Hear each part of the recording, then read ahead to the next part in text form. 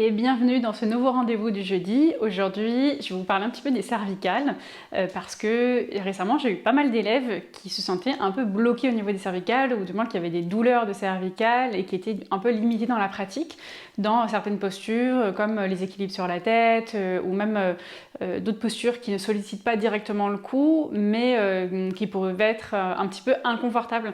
Donc aujourd'hui, je voulais vous faire cette vidéo pour vous proposer des exercices à la fois pour étirer les muscles du cou et en même temps les renforcer et gagner en mobilité dans cette zone cervicale.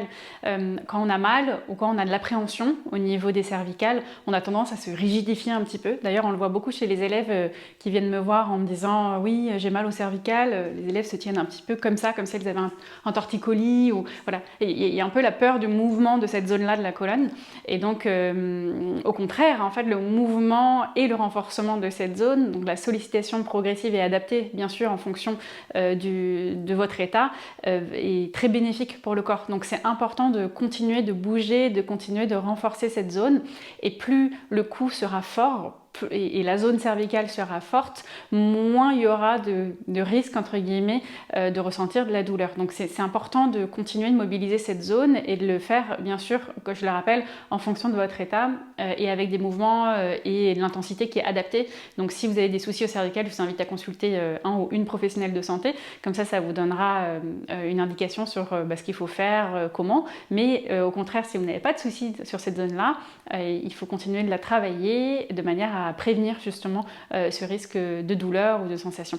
Donc c'est pour ça que je voulais faire ces petits exercices et pour vous permettre d'avoir une petite vidéo à laquelle vous vous rattachez et faire des exercices continuellement. Si vous avez une pratique de yoga, on passe un peu de temps sur la tête et on sollicite quand même pas mal cette zone, donc c'est important de la garder en pleine forme et donc mobile et forte.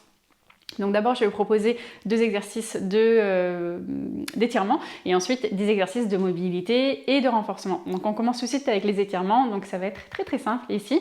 Dans un premier temps, on va ramener la tête sur le côté. Et là, si par exemple, j'emmène ma tête sur le côté droit, avec la main droite, je vais venir saisir au niveau de la tempe gauche et mettre un petit peu de poids. Donc je peux relâcher un peu mon bras, laisser en fait tout le côté du cou venir s'étirer. Donc là, je sens peut-être un petit peu le trapèze, les muscles sur le côté.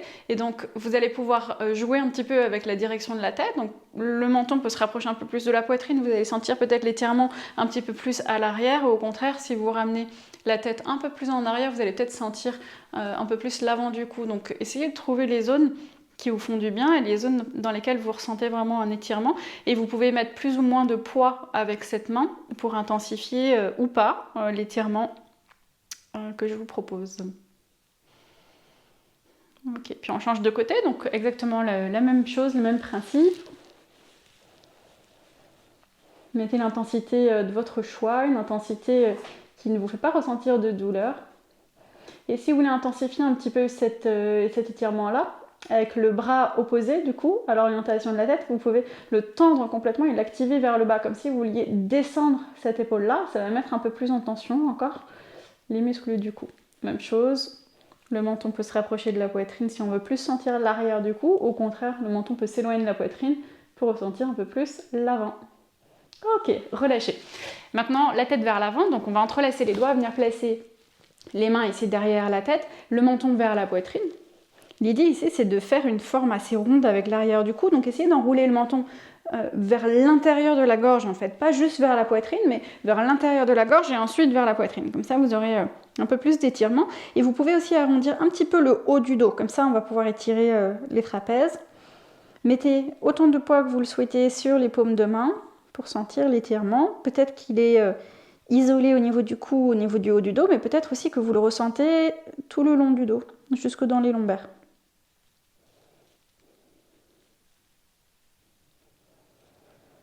Quelques respirations encore.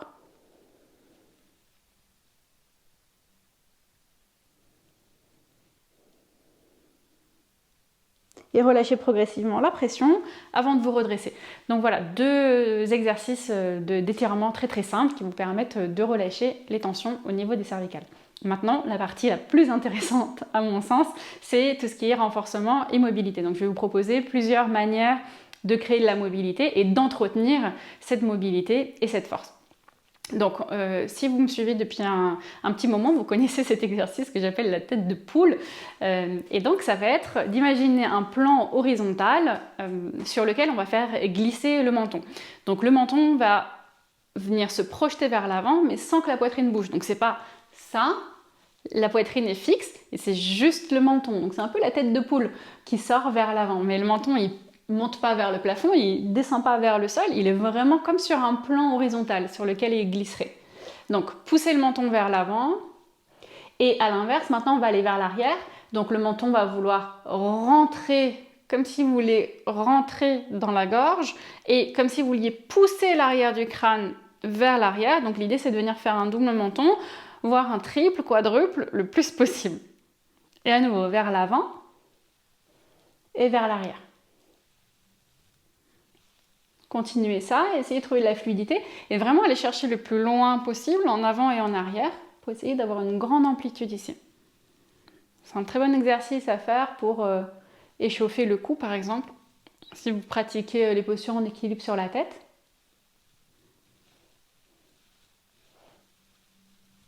Et c'est aussi un très bon exercice à faire si vous passez beaucoup de temps sur l'ordinateur. Généralement, on a tendance à être un petit peu comme ça.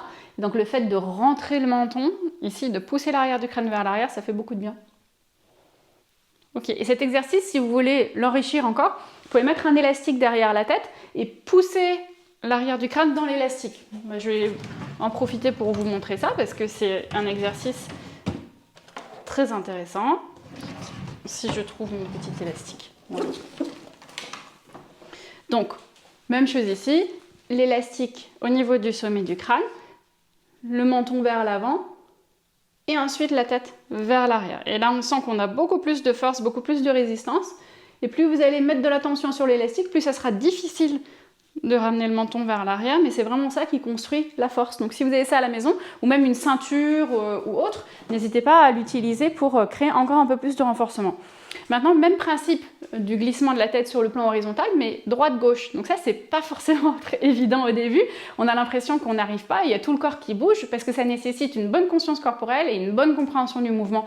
Donc peut-être que les premières fois, ça va pas marcher, mais petit à petit, avec la répétition, vous allez voir que vous allez commencer à créer de la mobilité dans ce sens-là. Donc on essaie, comme tout à l'heure, de fixer le tronc, le buste, et on va travailler juste avec la tête. Donc c'est comme si on voulait aller écouter quelque chose contre un mur, on pousse l'oreille sur le côté, mais sans décaler le reste de la colonne. Donc on essaie, vous pouvez mettre les mains là pour essayer de fixer la poitrine autant que possible, et on y va, droite et gauche. On essaie de faire glisser uniquement la tête si c'est possible, de ne pas trop compenser avec le buste, mais vraiment de travailler juste au niveau du cou. Et peut-être que dans un premier temps, la mobilité, c'est quelques millimètres seulement, et au fur et à mesure de la répétition, des répétitions et du temps, vous verrez que vous pourrez augmenter un petit peu ces mobilités-là et mieux contrôler ce mouvement. C'est pas toujours évident.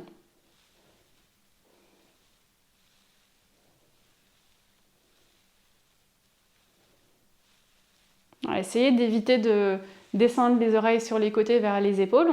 On reste sur notre plan le plus horizontal possible. Ok, arrêtez. Et maintenant, on va essayer de faire les cercles. Donc avant, côté, arrière, côté. On va essayer de faire des cercles dans les deux sens, toujours sur notre plan horizontal. Donc même chose, vous pouvez vous filmer, ça donne beaucoup d'indications. Et vous allez tout de suite voir si vous compensez avec des mouvements de tête qu'on ne cherche pas à créer. Donc, fixez le buste, la poitrine, on commence vers l'avant. Donc, menton vers l'avant, puis oreille droite sur le côté, puis menton vers l'arrière, oreille gauche sur le côté, menton vers l'avant. On repart dans l'autre sens. Et encore dans l'autre sens. Vous sentez peut-être que ça craque dans le cou, c'est pas grave, c'est rien du tout.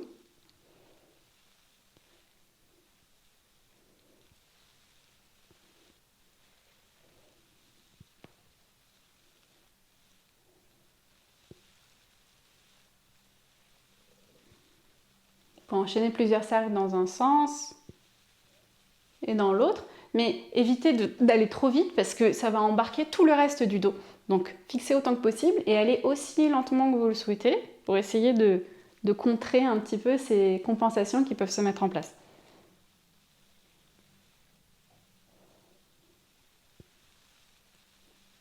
Ok, très bon exercice, mon exercice préféré. Et d'ailleurs, avec l'élastique, on l'a fait vers l'arrière, mais on peut aussi le faire sur le côté sans problème.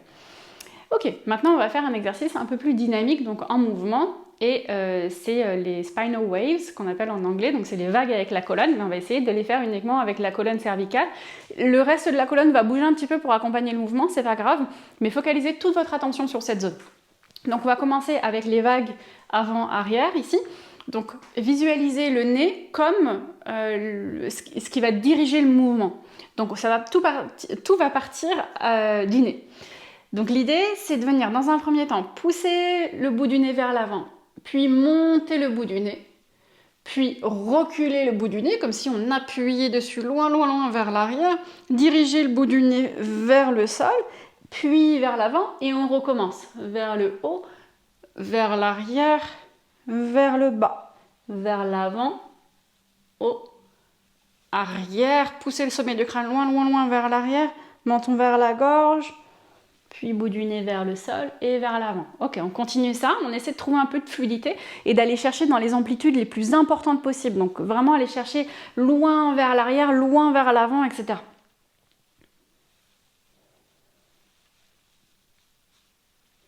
Prenez votre temps, continuez de respirer. Essayez de vraiment travailler autant que possible avec le cou et la tête et pas trop avec le reste du corps, même si forcément le milieu du dos va avoir tendance à s'arrondir un petit peu quand vous descendez, c'est pas grave, laissez-le suivre.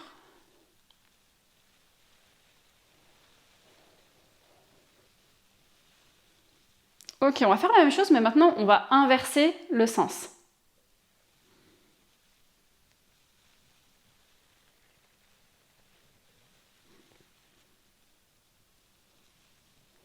Visualisez toujours la vague, très fluide, en essayant d'avoir un rythme calé sur l'entièreté de la vague, sans accélération et ralentissement.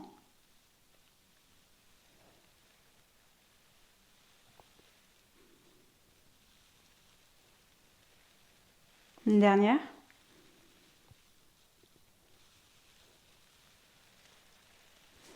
Et revenez au centre. Ok, donc là peut-être que vous allez sentir dans cette vague des amplitudes, des moments dans lesquels vous êtes un petit peu moins à l'aise par rapport aux autres. Ben, c'est peut-être des indications sur ce qu'il y a à travailler. Et on va faire la même chose, la vague, mais on a fait avant-arrière, maintenant on va faire droite-gauche. Donc là c'est plus le nez qui va guider, c'est vraiment le sommet du crâne. Donc l'idée ça va être d'incliner le sommet du crâne sur le côté droit, puis d'aller chercher loin, loin, loin, loin, loin sur le côté, avant de revenir vers le côté gauche. Un peu comme un serpent en fait qui viendrait avancer comme ça. C'est un peu ce qu'on veut faire comme mouvement avec la tête. Et le visage essaie de rester vers l'avant. Donc c'est pas la tête qui se tourne sur le côté, le visage essaie de rester, alors bien sûr il va s'incliner un petit peu, mais l'idée c'est que le visage reste toujours visible vers l'avant. Donc on y va, on imagine la ficelle qui nous tire par le sommet du crâne, vous pouvez utiliser même une mèche de cheveux, ça peut aider à sentir le mouvement. Et essayez de faire le mouvement du serpent, laissez les épaules suivre la tête. Essayez de ressentir ce moment où vous poussez l'oreille sur le côté, ce qu'on a fait tout à l'heure précédemment, l'exercice précédent. Et même chose, trouvez de la fluidité du serpent ici.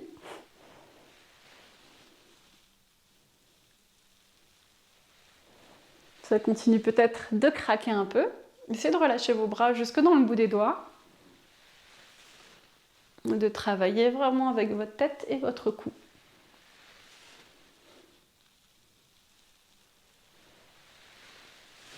En fait, vous essayez avec votre tête de dessiner une forme de 8 horizontale, donc un peu comme le signe infini.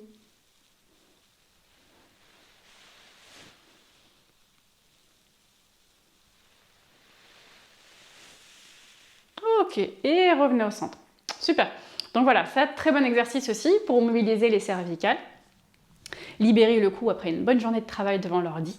Et On va passer au dernier exercice qui est un exercice de renforcement des trapèzes. On pense souvent qu'il ne faut pas contracter les trapèzes ou quoi que ce soit, mais si, les trapèzes c'est comme n'importe quel autre muscle du corps, plus il est fort, mieux c'est. Donc l'idée c'est de le renforcer et on peut le renforcer justement avec le fait de monter les bras au-dessus de la tête, de monter les épaules vers les oreilles, ce qui n'est absolument pas problématique. C'est souvent ce qu'on entend dans le milieu du yoga, mais c'est pas vrai. Les épaules, il n'y a pas de problème à faire monter les épaules vers les oreilles, au contraire justement ça va renforcer les muscles des trapèzes pour un coup en bonne santé. Donc l'exercice c'est le suivant. Placez les bras le long des oreilles, ici. Les bras sont plus ou moins tendus, mais on va travailler avec les épaules. Donc c'est pas grave si le bout des doigts ou les coudes sont pas complètement tendus, mais l'idée ça va être de venir monter les épaules vers les oreilles le plus haut possible et ensuite de les descendre. Et on essaie de venir toucher en fait les oreilles avec les épaules. Donc on va essayer de venir toucher le lobe d'oreille avec le dessus de l'épaule. Donc on va faire ça une dizaine de fois, vous allez sentir que ça commence à chauffer dans le cou, c'est le signe que les muscles sont en train de se renforcer. Donc on y va. 1, 2, 3, 4, 5, 6, 7, 8, 9. Et sur le 10e, on va rester en haut. Restez le plus haut possible, ça trempe peut-être. Montez, montez, montez les épaules, encore. Pour 5, 4, 3, 2 et 1. Et relâchez. Vous sentez peut-être que là, ça a bien travaillé dans l'arrière du cou et même dans le haut du dos, c'est normal, c'est là où est le muscle des trapèzes, du trapèze. Donc c'est très bien de le renforcer et c'est très bien de les avoir très forts. C'est ça qui va permettre aussi d'avoir une bonne stabilité au niveau du cou. Et voilà, et je crois que j'ai tout dit sur ce rendez-vous du jeudi pour les cervicales. Donc n'hésitez pas à penser toujours dans les postures et surtout les postures horizontales comme les postures de la planche, à venir rentrer un petit peu le menton vers la gorge parce que souvent on a l'habitude dans les postures horizontales comme la planche ou même la demi-pince à venir relâcher la tête vers la gravité. Donc toujours cette position-là avec le cou un petit peu relâché. Et donc gardez un petit peu de maintien avec le menton rentré légèrement vers l'intérieur, comme si vous pressiez avec le sommet du crâne vers l'arrière. Et ça va vraiment aider même dans toutes les postures de yoga. Voilà, donc j'espère que ça vous aidera comme vidéo. N'hésitez pas à me dire en commentaire ce que vous en avez pensé. Ça me fait très plaisir d'avoir vos retours en commentaire et ça m'encourage aussi à continuer à tourner et créer ces rendez-vous du jeudi. Merci beaucoup et à bientôt.